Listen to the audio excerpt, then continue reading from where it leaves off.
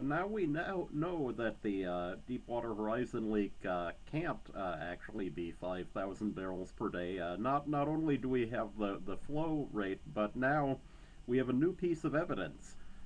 British Petroleum now claims to have inserted a 4-inch pipe into the end of the 20-inch pipe, and that they say that it's received up to the surface 1,000 barrels per day, which they say is a fifth of the total oil leak. Um, However, given that their pipe that they're piping through is 1/25th of the size of the big pipe, that would mean that their small pipe is actually sucking up oil at 5 times the speed of the leak from the main pipe. Now, I don't actually know, whether it's possible to pump oil like this. Maybe it is, but it certainly seems like they'd be pumping out awfully fast there. I mean, BP must be the world leaders in sucking if this is actually true, that it's 1/5 of the leak.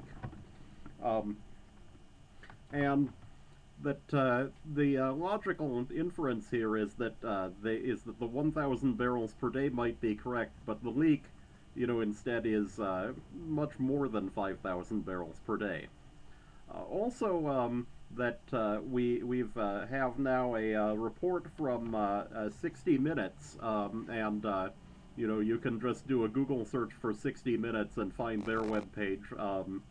That they interviewed Mike Williams, a worker on the oil rig, who miraculously escaped from the explosion after jumping from the 90-foot deck of the ship and being picked up, and that he and also an engineer analyzing the leak show that there was quite a long chain of failures here.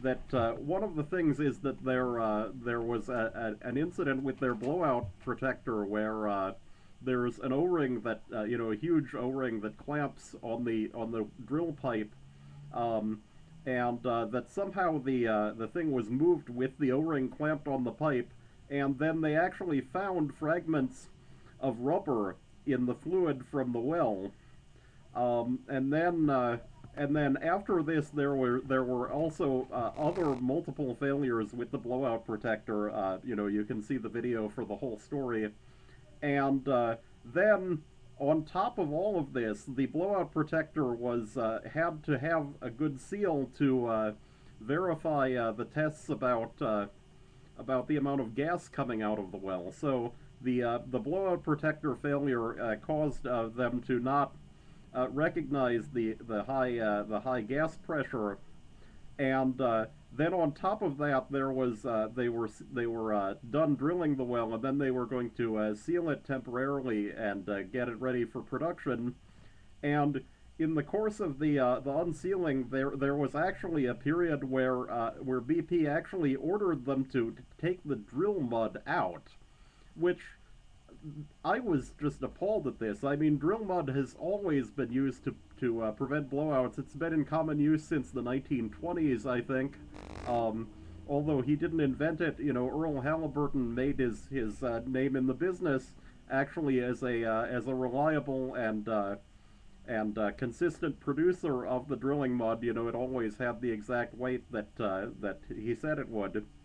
And so that it looks like that here the failure is criminal negligence on the part of the management, which seems to be the most common cause of major accidents of this sort. I think that the answer here is that we still don't really know if this kind of offshore oil drilling is safe, but we know that with the quality of management that a lot of these companies have, it isn't.